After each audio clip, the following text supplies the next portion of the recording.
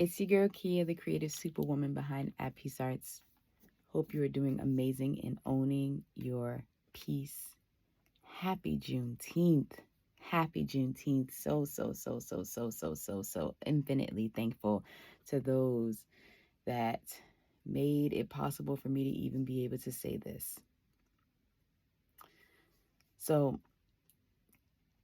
I am working on the very last piece of a mural for a client.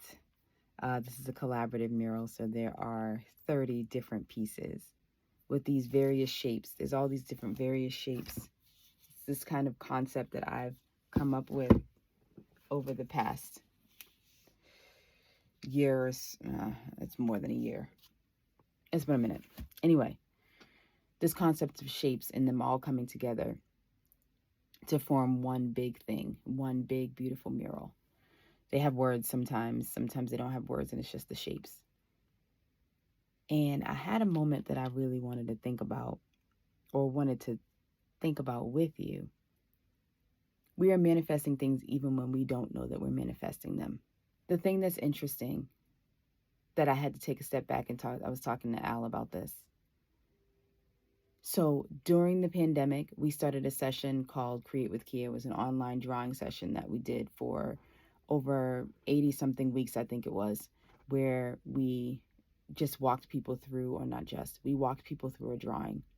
Amazing, beautiful experience. Al jumped on, started to combine the music. That is how you now have music-infused mobile and virtual paint parties, right? A few months after we started Create with Kia, I started making these things called these Create with Kia cards that were shapes. And people could, we would pull a few number of shapes during the session, and we would create designs with the shapes, right?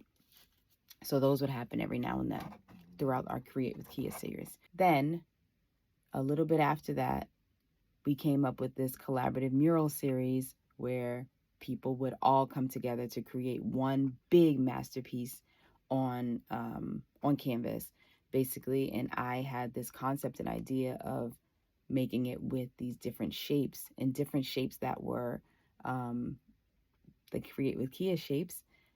And I didn't realize, and I wasn't connecting it, but making these different shapes that were like primal, that were the things that you might have seen in like cave markings and things like that. And there was a researcher who had done some research that was all these cave markings across the world were like the same exact shapes, even though these people probably never crossed each other. Maybe it was just because it was the easiest thing to carve into the rock. It was interesting, and I wanted to pull those because I thought about the importance of language and us trying to figure out ways to speak to one another so that we can understand one another.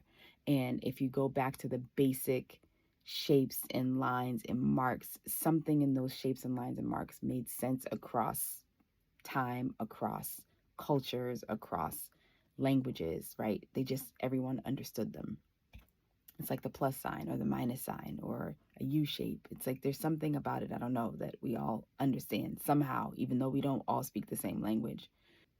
The crazy part is then you go back a few years before any of this happened. We're talking about 20 years ago, where I talked with Al about creating these collaborative murals that we would do in people's homes, where you could come together and, like, let's say you're having a baby shower and everybody has a small piece and it all comes together, and the parent or the homeowner, if it's a new home, maybe it's something, whatever celebration it is, they can keep it at home with them, and it's one collaborative mural that everybody got to work on.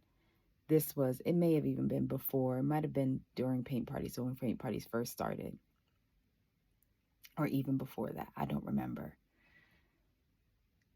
All of that to say, if I look at my ideas full circle, it's like these things were all manifesting somehow down the line, some 20 years ago, some 2 years ago, some 5 years ago, to all culminate into what I'm really working on now, which are these collaborative murals and the paint parties.